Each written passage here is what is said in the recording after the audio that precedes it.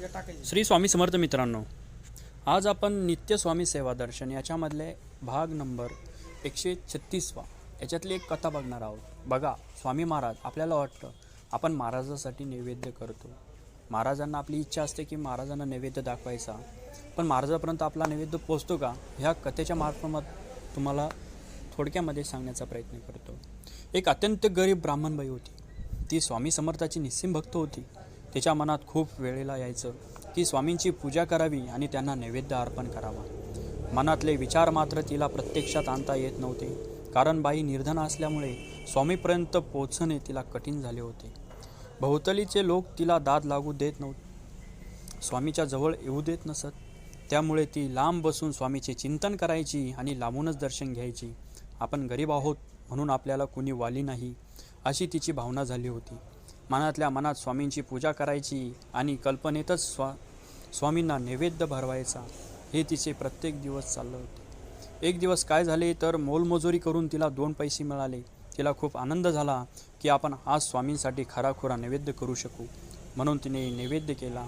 स्वामींच्या दर्शनाला आली, परंतु स्वामींचे काही सेवेकरी तिला जवळच येऊ देईनात. तिला खूप वाईट वाटले.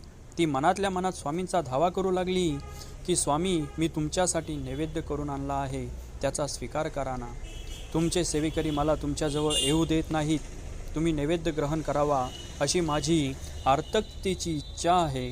स्वामी, माझ्यासारख्या गरीब स्त्रीकडे लक्ष द्या ना. आणि काय आश्चर्य, स्वामी एकदम बोलले, एक ब्राह्मण स्त्री मला नैवेद्य घेऊन आली आहे. जे कोणी तिला अडवतील ते मला सहन होणार नाही. जे असा तडाखा खातील की आयुष्यातूनच उठतील. स्वामी भेदक नजरेने आपल्या सेवेकऱ्याकडे पाहत उच्च स्वरात कडाडले आणि एकदम मऊसूत आवाजात त्या ब्राह्मण स्त्रीला म्हणाले, माते, इकडे ये. स्वामींचा गोड आवाज ऐकून त्या ब्राह्मण स्त्रीला खूप आनंद झाला. तिने धावत जाऊन स्वामींना आपल्या हाताने नैवेद्य भरवला.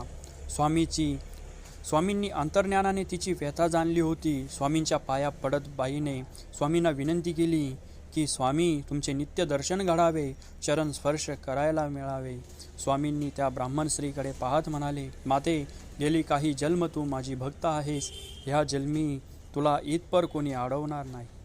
बाईला हर्ष झाला. तिने स्वामींना साष्टांग नमस्कार घातला आणि ती माघारी वळली.